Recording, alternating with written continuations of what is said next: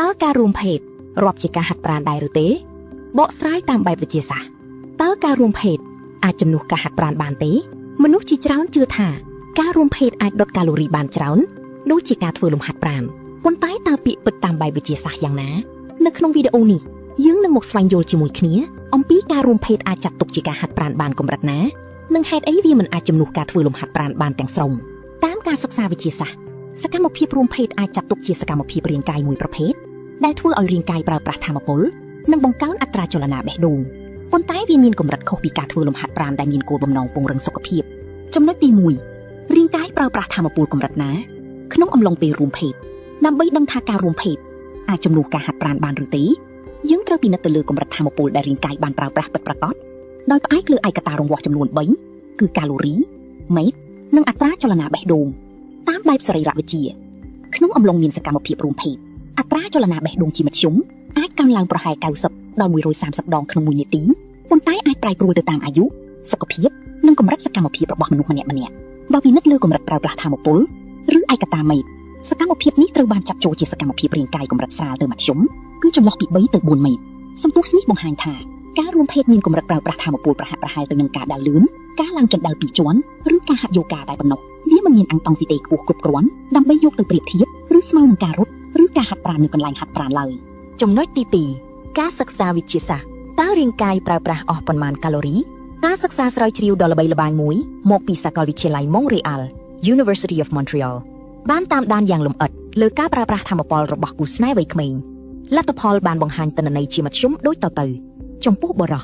ប្រើប្រាស់ថាមពលប្រហែល101កាឡូរីក្នុងមួយវគ្គសកម្មភាពចំពោះស្ត្រីប្រើប្រាស់ថាមពលប្រហែល69កាឡូរីក្នុងមួយវគ្គសកម្មភាពទិន្នន័យទាំងអស់នេះត្រូវបានវាស់វែងក្នុងរយៈពេលសកម្មភាពជាមធ្យមប្រហែល25នាទីនៅពេលយើងយកតួលេខនេះទៅប្រៀបធៀបទៅនឹងការធ្វើលំហាត់ប្រាណពិតប្រាកដដូចជាការរត់ត្រឹក jogging ក្នុងរយៈពេល25នាទីដូចគ្នារាងកាយមនុស្សអាចដុតបំផ្លាញថាមពលកាឡូរីបានរហូតដល់250ទៅ350កាឡូរីឯណោះនេះសបញ្ជាក់ឲ្យឃើញថាការរួមភេទប្រើប្រាស់ថាមពលតិចជាងការហាត់ប្រាណពិតប្រាកដពី3ទៅ4ដងចំណុចទី3តើការរួមភេទអាចជំនួសការហាត់ប្រាណបានដែរឬទេផ្អែកលើភស្តុតាងវេជ្ជសាស្ត្រខាងលើចម្លើយគឺមិនអាចជំនួសបានឡើយអង្គការសុខភាពពិភពលោក WHO បានណែនាំថាមនុស្សពេញវ័យគ្រប់រូបត្រូវការពង្រឹងសុខភាពតាមរយៈការធ្វើលំហាត់ប្រាណកម្រិតមធ្យមឲ្យបានចន្លោះពី150ដល់300នាទីក្នុងមួយសប្តាហ៍អង្គការសុខភាពពិភពលោកក៏ណែនាំឲ្យធ្វើលំហាត់ប្រាណពង្រឹងសាច់ដុំយ៉ាងហោចណាស់2ថ្ងៃក្នុងមួយសប្តាហ៍ផងដែរមូលហេតុដែលការរួមភេទមិនអាចយកមកគណនាជំនួសការហាត់ប្រាណបាននោះគឺដោយសារតែកត្តាពីរយ៉ាងទី1គឺភាពទៀងទាត់និងទី2គឺរយៈពេលសកម្មភាពរួមភេទភាគច្រើនមិនបានកើតឡើងជារៀងរាល់ថ្ងៃឬមានរយៈពេលទៀងទាត់វែងឆ្ងាយរហូតដល់រាប់ម៉ោងនោះឡើយដូច្នេះវាមិនអាចផ្ដល់កម្រិតសកម្មភាពគ្រប់គ្រាន់ដើម្បីពង្រឹងសុខភាពបេះដូងនិងសាច់ដុំដោយការធ្វើលំហាត់ប្រាណបានឡើយចំណុចទី4អត្ថប្រយោជន៍សុខភាពដ៏អស្ចារ្យនៃការរួមភេទទោះបីជាមិនអាចជំនួសការហាត់ប្រាណបានទាំងស្រុងប៉ុន្តែសកម្មភាពរួមភេទដែលមានសុវត្ថិភាពត្រូវបានវិទ្យាសាស្ត្រទទួលស្គាល់ថាផ្ដល់អត្ថប្រយោជន៍យ៉ាងច្រើនដល់រាងកាយនិងស្មារតីគាំទ្រប្រព័ន្ធបេះដូងនិងសម្ពាធឈាមការកើនឡើងអត្រាចលនាបេះដូងកម្រិតមធ្យមក្នុងអំឡុងពេលសកម្មភាពជួយសម្រួលដល់លំហូរឈាមនិងជួយឲ្យសរសៃឈាមមានភាពបត់បែនល្អគាំទ្រប្រព័ន្ធបេះដូងនិងសម្ពាធឈាមការកើនឡើងអត្រាចលនាបេះដូងកម្រិតមធ្យមក្នុងអំឡុងពេលសកម្មភាពជួយសម្រួលដល់លំហូរឈាមនិងជួយឲ្យសរសៃឈាមមានភាពបត់បែនល្អគាំទ្រប្រព័ន្ធបេះដូងនិងសម្ពាធឈាមការកើនឡើងអត្រាចលនាបេះដូងកម្រិតមធ្យមក្នុងអំឡុងពេលសកម្មភាពជួយសម្រួលដល់លំហូរឈាមនិងជួយឲ្យសរសៃឈាមមានភាពបត់បែនល្អគាំទ្រប្រព័ន្ធបេះដូងនិងសម្ពាធឈាមការកើនឡើងអត្រាចលនាបេះដូងកម្រិតមធ្យមក្នុងអំឡុងពេលសកម្មភាពជួយសម្រួលដល់លំហូរឈាមនិងជួយឲ្យសរសៃឈាមមានភាពបត់បែនល្អគាំទ្រប្រព័ន្ធបេះដូងនិងសម្ពាធឈាមការកើនឡើងអត្រាចលនាបេះដូងកម្រិតមធ្យមក្នុងអំឡុងពេលសកម្មភាពជួយសម្រួលដល់លំហូរឈាមនិងជួយឲ្យសរសៃឈាមមានភាពបត់បែនល្អគាំទ្រប្រព័ន្ធបេះដូងនិងសម្ពាធឈាមការកើនឡើងអត្រាចលនាបេះដូងកម្រិតមធ្យមក្នុងអំឡុងពេលសកម្មភាពជួយសម្រួលដល់លំហូរឈាមនិងជួយឲ្យសរសៃឈាមមានភាពបត់បែនល្អគាំទ្រប្រព័ន្ធបេះដូងនិងសម្ពាធឈាមការកើនឡើងអត្រាចលនាបេះដូងកម្រិតមធ្យមក្នុងអំឡុងពេលសកម្មភាពជួយសម្រួលដល់លំហូរឈាមនិងជួយឲ្យសរសៃឈាមមានភាពបត់បែនល្អ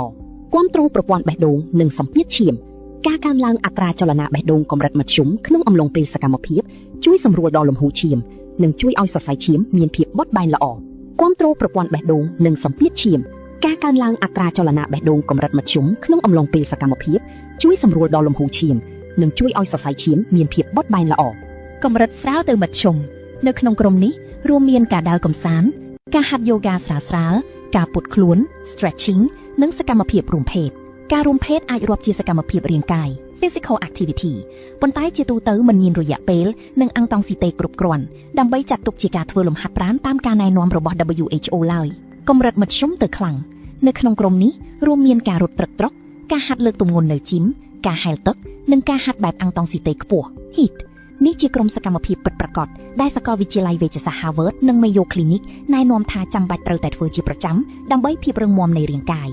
ចំណុចទី6ការបកស្រាយការយល់ខុស Myth versus Fact ការយល់ខុសទី1បើមានសកម្មភាពរួមភេទរាល់ថ្ងៃគឺមិនបាច់ហាត់ប្រាណក៏បានការពិតមិនពិតឡើយទោះបីជាធ្វើជារៀងរាល់ថ្ងៃក៏រាងកាយមិនទទួលបានការកន្ត្រាក់សាច់ដុំគ្រប់គ្រុំនិងមិនបានពង្រឹងសមត្ថភាពសួតដូចជាការធ្វើលំហាត់ប្រាណបែប cardiorespiratory នោះឡើយការយល់ខុសទី2ការរួមភេទជួយដុតបំផ្លាញជាតិខ្លាញ់បានយ៉ាងច្រើននិងលឿនរហ័សការពិតមិនពិតឡើយបរិមាណកាឡូរីដែលប្រើប្រាស់ត្រឹមចន្លោះ70ទៅ100កាឡូរីគឺតិចតួចណាស់បើធៀបនឹងថាមពលដែលទទួលបានពីរបបអាហារប្រចាំថ្ងៃដូច្នេះវាមិនអាចជាវិធីសម្រកទម្ងន់ដ៏មានប្រសិទ្ធភាពដោយគ្មានការគ្រប់គ្រងអាហារនិងការធ្វើលំហាត់ប្រាណបានឡើយការយល់ខុសទី3ការរួមភេទផ្ដល់ផលល្អដល់សុខភាពទូទៅការពិតប្រាកដណាស់វាកែលម្អប្រព័ន្ធអរម៉ូនសុខភាពផ្លូវចិត្តនិងចំណងទាក់ទងក្នុងគ្រួសារប៉ុន្តែត្រូវចងចាំថាវាមិនមែនជាឧបករណ៍ជំនួសការហាត់ប្រាណទេ Exercise ចំណុចទី7វិធីសាស្ត្ររួមផ្សំគ្នាដើម្បីសុខភាពល្អអស្ចារ្យការថែរក្សាសុខភាពនិងបេះដូងឲ្យបានយូរអង្វែងមិនមែនជាការជ្រើសរើសយកសកម្មភាពណាមួយមកជំនួសសកម្មភាពណាមួយទេប៉ុន្តែវាជាការរួមផ្សំគ្នានៃរបៀបរស់នៅប្រកបដោយតុល្យភាពរក្សាវិន័យហាត់ប្រាណធ្វើលំហាត់ប្រាណឲ្យបាន150នាទីក្នុងមួយសប្តាហ៍ដូចជាដើរលឿនរត់ឬជិះកង់របបអាហារនិងការសម្រាកទទួលទានអាហារដែលមានតុល្យភាពនៃសារធាតុចិញ្ចឹមកាត់បន្ថយប្រៃនិងស្ករព្រមទាំងគេងសម្រាកឲ្យបានគ្រប់គ្រាន់ពី7ទៅ8ម៉ោងសុខភាពផ្លូវកាយនិងផ្លូវចិត្តរក្សាទំនាក់ទំនងជិតស្និទ្ធជាមួយដៃគូដោយមានការយល់ព្រមពីភាគីទាំងសងខាងនិងការការពារសមស្របដើម្បីជំរុញការបញ្ចេញអរម៉ូនរីករាយនិងកាត់បន្ថយសម្ពាធផ្លូវចិត្តសរុបមកការរួមភេទនិងការហាត់ប្រាណមិនមែនជារឿងដែលត្រូវជ្រើសរើសមួយចោលមួយនោះទេប៉ុន្តែវាអាចរួមចំណែកគាំទ្រគ្នាទៅវិញទៅមកជាផ្នែកមួយនៃរបៀបរស់នៅដែលមានសុខភាពល្អបើលោកអ្នកចង់បានសុខភាពបេះដូងមាំមួនសាច់ដុំរឹងប៉ឹងនិងអាយុវែងការធ្វើលំហាត់ប្រាណទៀងទាត់រួមជាមួយរបៀបអាហារត្រឹមត្រូវនិងទម្លាប់រស់នៅល្អគឺជាវិនិយោគដ៏មានតម្លៃបំផុតសម្រាប់ជីវិតប្រសិនបើលោកអ្នកបានរៀនអ្វីថ្មីពីវីដេអូនេះសូមចុច like និង share ដើម្បីចែករំលែកចំណេះដឹងវិទ្យាសាស្ត្រនេះទៅកាន់មនុស្សជុំវិញខ្លួន